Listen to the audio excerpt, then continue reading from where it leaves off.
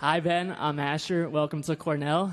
My question is, on the Republican Party, there seems to be a rift on whether America should be an interventionist state or an isolationist state.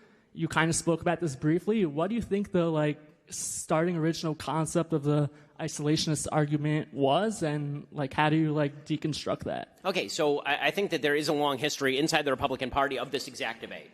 If you go back to the 1930s, 1940s, inside the Republican Party, there was a big debate between more interventionist Republicans and people who were more isolationist, and that, of course, has remained the case all the way through the history of the Republican Party, all the way down to, say, George H.W. Bush and Pat Buchanan in 1992. I mean, these sorts of battles have always existed inside the Republican Party.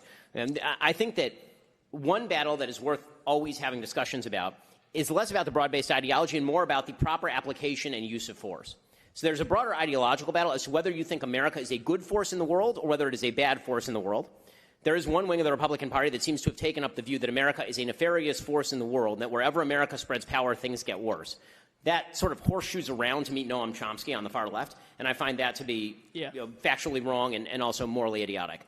Then there is the sort of isolationist argument, which is that if you engage in too many wars, and by too many wars, I mean nearly any wars, then that is going to weaken America internally, and so what we should do is sort of retreat to Fortress America. I think that that is factually, I understand the argument, I think it's factually untrue, because I think that when you retreat from the world, it turns out the rest of the world tends to come in and fill the gap, and usually it's people you don't like very much. I mentioned freedom of the seas. If the United States Navy were to stop policing, for example, the South China Sea, or say the Straits of Malacca, then very quickly adversaries of the United States would come to control those things, and that would be very bad for the United States and our allies around the world. And then there's the sort of actual conversation that I think sometimes this is a mask for what the actual conversation is, which is, should we get involved in conflict X? Right? And that one, there are always good arguments on both sides. So, I've been labeled an interventionist. I was against intervention in Libya, for example. Yeah, okay. Right? I can name a handful of conflicts that have been engaged in. Should we have gotten heavily involved in Syria? My opinion is no, but once you set a red line for the Russians, you kind of have to uphold the red line. There are a lot of kind of variables in terms of should you get engaged in a particular conflict. But the thing that I'm afraid of, on the right and the left, is this burgeoning isolationism that's rooted in an anti-American view of the world, which is that America, and that basically everything bad that happens in the world is a result of blowback to America's overreach and interventionism. And I think that that is a stupid point of view, because it assumes that the only people on earth who have agency are the Americans.